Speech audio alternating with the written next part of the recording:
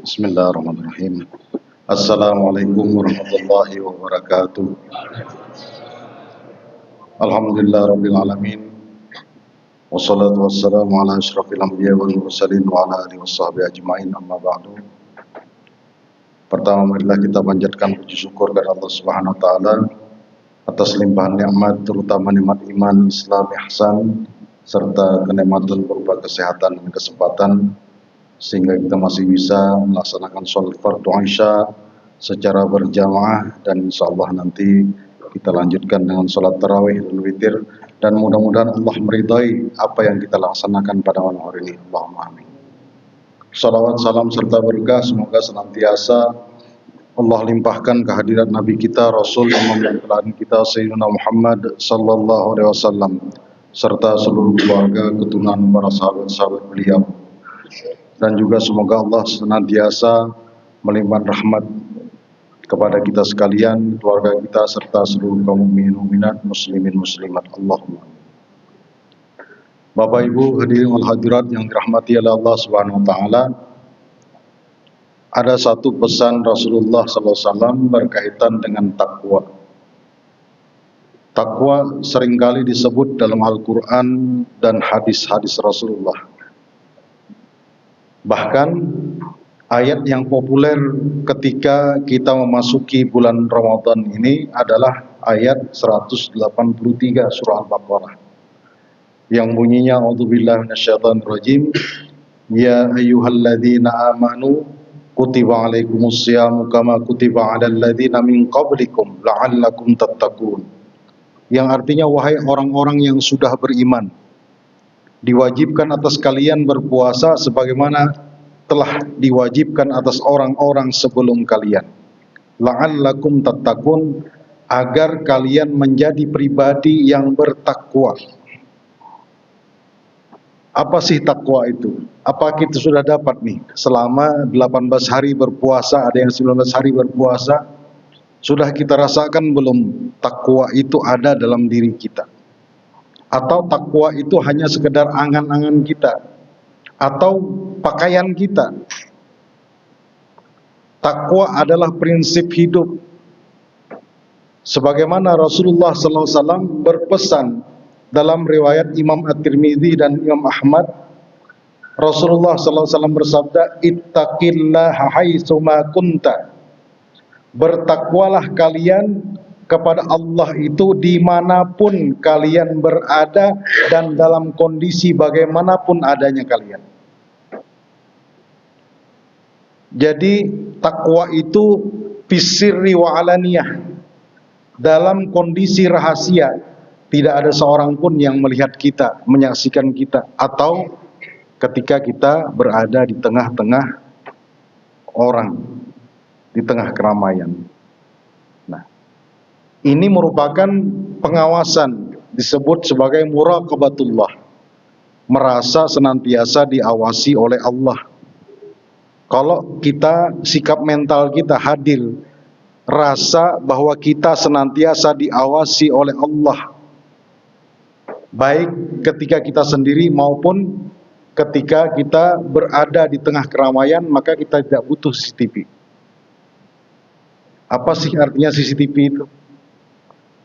Sementara ini kita mungkin secara tidak sadar lebih takut kepada CCTV ketimbang takut kepada Allah. Ini jadi batu ujian kita.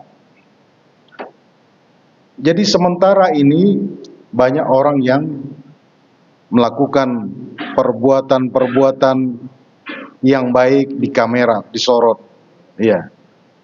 Tetapi yang di luar kamera kita tidak tahu bagaimana perbuatan-perbuatan yang sesungguhnya. Maka puasa Ramadan ini mendidik kita agar memiliki sikap mental muraqabatullah, senantiasa merasa diawasi oleh Allah Subhanahu wa taala. Kapanpun, dimanapun, dalam kondisi bagaimanapun. Bahwa takwa itu memelihara hak-hak Allah yang ada pada Allah, yaitu Allah ingin kita bertauhid kepada Dia. Tidak mensekutukan Dia dengan sesuatu apapun, baik dalam perasaan kita, baik dalam pikiran kita, baik dalam ucapan dan perbuatan kita. Maka jaminan orang yang bertakwa demikian dibebaskan daripada azab. Azab bermacam-macam. Kita seringkali mengartikan azab itu siksaan berupa fisik. Padahal laki-laki yang sudah balik, nih misalnya, ada diselenggarakan sholat Jumat di masjid, dia tidak ke masjid, itu siksaan, Pak. Itu azab yang pedih. Walahum azabun alim. Dalam Quran itu mereka itu mendapatkan azab yang pedih, sehingga apa? Terhalang untuk berbuat taat. Itu azab yang sangat pedih. Jadi jangan dikira azab itu hanya sekedar, wah ini kakinya terkilir, wah ini jatuh, wah ini diartikan sebagai sial. Tidak. Ketika kita terhalang untuk melakukan ketaatan kepada Allah, walahum adzabun alim. Karena apa? Fi qulubihim maradun fazadahumullahu maradan. Dalam hati mereka itu terdapat penyakit, bahkan ditambah-tambah lagi Allah. Stadiumnya ditambah oleh Allah. Sehingga a'anzartahum am lam tunzirhum la yu'minun. Mereka diberi peringatan atau tidak diberi peringatan, mereka tidak akan percaya, tidak akan beriman kepada Allah. Itu azab yang pedih. Nah, kita diperintah untuk bertakwa. Ittaqillah haitsu ma kunta. Maknanya, mari kita tumbuhkan sikap mental bahwa kita senantiasa dalam pengawasan Allah. Bagaimana cara menumbuhkan ini? Ketika mau tidur, kita tanamkan alam dalam bawah sadar kita bahwa ketika kita membaca doa Bismika Allahumma amutu wa ahya, atau Bismika ahya wa amut, Bismika Allahumma ahya wa amut, ya Allah, Engkaulah yang menghidupkan kami, Engkaulah yang menghidupkan saya, Engkaulah yang mematikan saya, Engkau yang memelihara saya, Engkau yang mengetahui saya, Engkau yang mengawasi saya, Engkau yang memandang saya. Kalau ini kita tanamkan setiap hari dalam pribadi kita, maka ini akan mengantarkan kita untuk melakukan ketaatan-ketaatan sebagaimana Rasulullah katakan dalam hadis selanjutnya, dalam kalimat selanjutnya, watbi'is sayyi'ata hasanata tamhuha. Maka ikutilah keburukan-keburukan itu dengan kebaikan. Niscaya kebaikan itu akan menghapuskan keburukan-keburukan. Maka kebaikan apa yang paling baik kalau kita tidak memiliki keyakinan bahwa kita dipanggil ketika melaksanakan ibadah puasa, kita disuruh untuk berpuasa, maka yang pertama kali Allah himbau adalah ya ayyuhalladzina amanu, wahai orang-orang yang merasa sudah beriman kepada Allah. Maka bagaimana kita mengikuti setiap keburukan dengan kebaikan? Dalam hadis Rasulullah, kita disuruh memperbanyak istighfar. Ini salah satu pengiringan kita. Karena apa? Keburukan itu selalu mengikuti kita.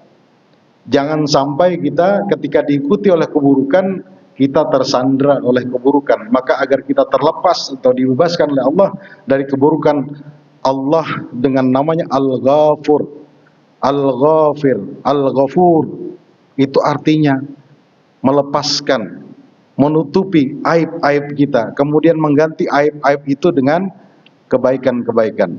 Maka perbanyak istighfar. Walaupun kita masih belum baik, bukan karena kita baik kita beristighfar, justru kita merasa bahwa kita ini banyak kekurangan, banyak tidak baiknya, maka lebih banyak beristighfar. Rasulullah SAW bagaimana menetralisir suatu ruang dan waktu? Beliau tidak berdiri dari satu majlis tempat duduk beliau sebelum mengucapkan Rabbi firli wa tub alayya innaka antat tawwabur rahim. Dalam riwayat Sayyidina Abdullah ibn Umar radhiyallahu ta'ala anhuma, beliau mengatakan, setiap aku mendengar duduk Rasulullah mendengar beliau mengucapkan Rabbi firli wa tub alayya innaka antat tawwabur rahim sebanyak 100 kali. Setelah itu beliau berdiri, beranjak. Maka ruang dan waktu itu dihapuskan keburukan-keburukan yang ada, energi-energi negatif yang ada.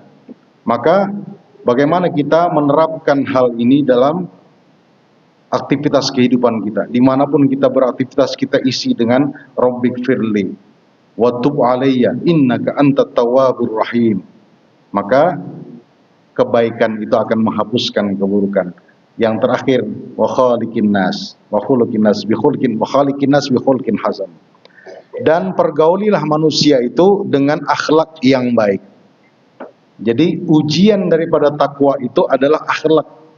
Sehebat apapun kita sholat, sebagus apapun kita baca Al-Quran, kalau akhlak kita kepada sesama manusia buruk, maka tidak dipandang oleh Allah Subhanahu Wa Taala. Inilah yang menyebabkan Rasulullah diutus, wa ma arsalnaka illa rahmatan lil alamin. Tidaklah aku utus wahai Muhammad kecuali menjadi rahmat bagi seluruh alam semesta. Maka rahmat itu rumusnya adalah walaupun, bukan karena. Jadi diingat nih, walaupun bukan karena. Walaupun orang tidak pernah berbuat baik kepada kita, kita tetap berbuat baik. Karena kebaikan adalah pilihan kita, pilihan sikap kita. Kita jangan memilih sikap orang lain atas kita, karena orang lain kita begini. Tapi bagaimana? Rahmat Allah itu sifatnya walaupun, bukan karena. Walaupun orang tidak pernah berbuat baik kepada kita, kita tetap harus memilih perbuatan baik kepada siapapun. Mudah-mudahan ini bisa bermanfaat untuk menjaga takwa kita, sehingga pada penghujung Ramadan kelak Allah benar-benar melantik kita sebagai orang-orang yang bertakwa, sebagaimana ayat terakhir surah Al-Baqarah 183, la'allakum tattaqun. Demikian, mudah-mudahan bermanfaat. Billahi taufiq wal hidayah. Assalamualaikum warahmatullahi wabarakatuh.